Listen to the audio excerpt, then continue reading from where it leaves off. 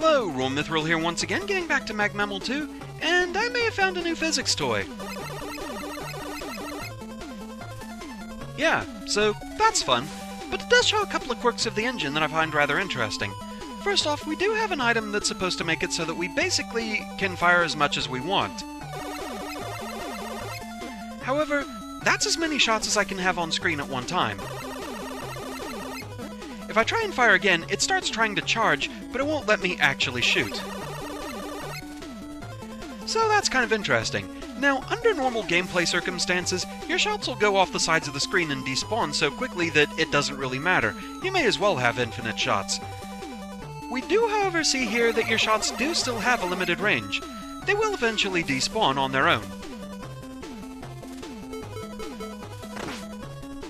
Except for the triple blade. The triple blade is your friend for life. And since you can't fire another triple blade until the first one's gone completely, as long as that knife keeps circling the tower, that's all you get. Yeah, like I said, under normal gameplay circumstances, I doubt this is going to matter anywhere else, but I think it's just interesting to see these weird little quirks of the engine. Kind of fascinating. So anyway, it's time for the judge commentary for the first two stages of Tier 8. So, starting with 26th place, Phoba 555's, but it lacked the depth to convince me that this is really hell. Snore and Pyro.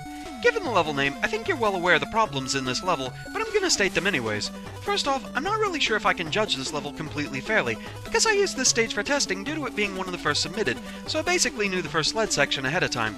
But during that testing I have vivid memories of just getting dunked into pits and getting overwhelmed every 5 seconds.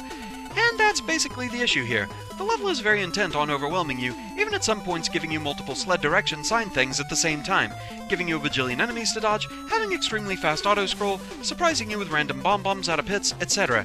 It just ends up as trial and error, and while it is satisfying to finally pull off, it's not fun to learn. It's even more of a train wreck to get the noble nickels. It's also really bizarre because the second sled section ends up easier than the first one. Honestly, besides the sled sections, the level is okay. I really like the downwards elevator section, but there's still a bunch of surprise attacks with stuff like canapellers you can't see ahead of time. It's just not fun. I respect making the decision to make a sled level, though. Chippy Hornet. That was such a fun level. It was challenging, but it was also completely doable with some practice, especially because you placed so many checkpoints. Very important in a game with infinite lives. I really have to give you props. This is probably the most well-designed dev kit gimmick stage in this contest. Those sled sections were a little bit too fast at parts, though. Also, the Sparkman platforms during the boss didn't really have a use, because you can hit the Mecha Dragon's body instead of just its head. I kinda wondered about that, actually. Angel. Somehow I get the feeling this stage was built to be annoying, and while I was a bit annoyed in some parts, I found most of the stage to be rather enjoyable. The stage overall is more a showcase of various gimmicks than anything coherent, and most of the sections are executed pretty well. Aside from the part where the screen goes dark, which has caused me more frustration than I'd like to admit. The boss fight is one of the less hellish Mecha Dragons I've fought. Garuri. The concept is great and the level is mostly enjoyable, but it suffers so much from awful enemy choice in the board sections, and it doesn't really get better in between them, as there's often extreme precision that's needed in order to avoid getting hit. At least the level looks good, and the boss is pretty fun, though it still could be better. And Spark. I can sum up this level's issues very quickly, actually. You made the Frostman Wily Rocket sled segments even worse, somehow. Too many beefy enemies, followed by jumps with too little warning. The warning signs seem a bit desynced from the challenge they're associated with. Every time you use the giant tellies, there was just one too many for its segment. They have too much health for the sections you use them in. Not even a charge shot kills them outright. And seriously, why would you include holograms in a rocket sled segment? What was that? You practically require clavicants to obtain the nickels in this stage, and sometimes to even survive areas.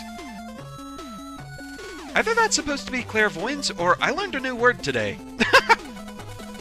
The rest of the stage simply isn't focused. The pixel-perfect jump towards the end of the stage was also irritating. Honestly, I think had the sled segments been toned down by only a few enemies, and no darkness gimmick please, this level would be a lot more fun than it is currently. I haven't played through it a few times to see if I simply didn't get it, and I was still irritated by the third time through. Also, hi Durgan! Yes, that appeared to be even easier than it was in the original game. Yeah, for the build-up of the final boss, I really wondered if I was missing something to make that fight harder, but it honestly felt really easy. Overall this stage, I appreciate the platforming challenges. Even the sled sections weren't that bad, they were very learnable. Getting the nickels was the tricky part. And honestly, for me, that was the weirdest part of this stage, is that it front-loaded all 5 nickels in that first sled segment, and then the stage just kept going. For a minute, I wondered if it was going to be a really short stage with how quickly I got them. And then, the longer the stage continued, the more artificially longer it felt in my head just because I already got all the collectibles. So, that balance felt a bit weird to me. One thing I will say, though, is I appreciate the use of the smoke birds. They actually felt like kind of a threat here, which, in the original Mega Man 8, I never really felt that troubled by them. They more just felt like a slight visual distraction than any kind of true threat in what they were distracting you from. Here, not so much. They made things dangerous. That one pixel-perfect jump, though, is a bit of a thing. And so next we had 25th place Cosmic Gems Force Man. Star and Pyro. Picado 24s are garbage and I hate them. That's basically the one issue I have with this level. There's Picado 24s splattered everywhere, and they're like one of 2 enemy types in the whole level. Like, come on man, pick a less freaking annoying enemy to actually put in your stage. There are some clever setups with them, but they just feel like giant time wasters that kill you constantly. Which is odd given that this stage is built around quick lasers. You'd think that, the level would try to be consistently fast-paced. And it's a shame too, because otherwise the level is pretty good, though I do think more could have been done with its gimmick. For a level based around quick lasers, it's pretty fair, and I like the really slow quick lasers and the timed lasers. The boss is also really good too. I love how fast-paced it is, and the instant death attacks are very fair and well telegraphed. It's just like a level that has great ideas, but kinda gets brought down for me due to some poor enemy choices. Chippy Hornet. I didn't like the stage that much, mainly because of the overuse of those red cannon enemies, which I consider some of the most annoying Mega Man enemies ever, and now you're putting them next to force beams. Fun. I did enjoy the force beams that only last a short time though. That was very creative.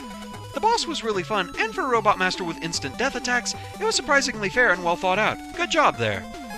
Angel. This is one of those levels where if you get really lucky, you're gonna like it a lot. I didn't get lucky, and repeatedly fell victim to obstacles in the second half, which involved the red turrets. Those enemies are where a majority of my problems with this stage find its core, to be honest. While some of their placements in the second half are pretty silly, the enemy itself is also one I would rather not see in an environment where I often don't have the time to time my shots in order to bullseye their stupidly short vulnerability window. The stage also needs indication as to which pit is bottomless, as it has a few sections where 2 near-identical pits are visible, yet only one will let you live. Forceman himself is not the most fun boss in the world. His erratic movement pattern and high speed are very difficult to predict, and his force beam attacks have so much telegraphing that it requires telegraphing within the telegraphing to telegraph when the telegraphing will end. In human speech, I kept jumping to avoid the beams before the telegraphing even ended.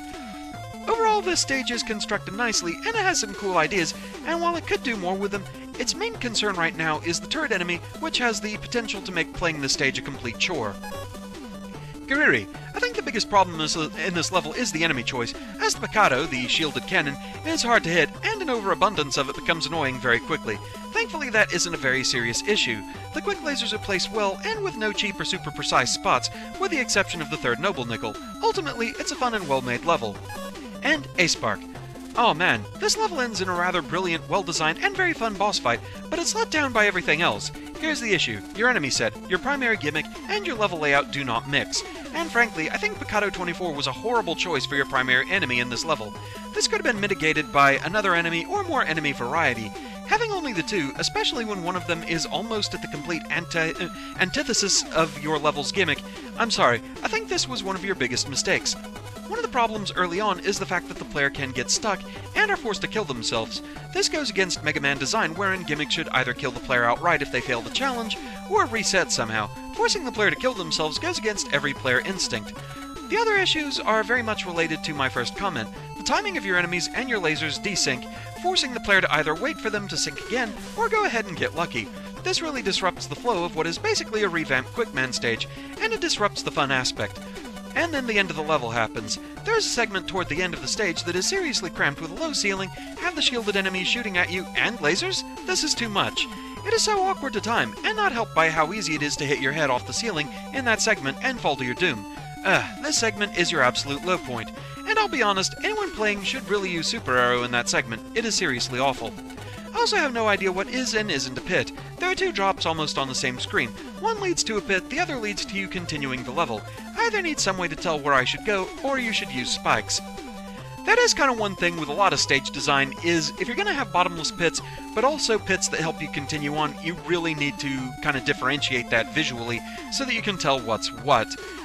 I don't really think I had too many problems with it in this stage, but it is still something that, in general, it's just good design practice. Make your bottomless pits visually distinct.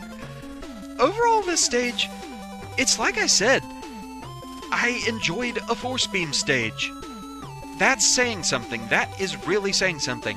I do have to agree, though, the cannons were kind of overused, and they are really annoying enemies.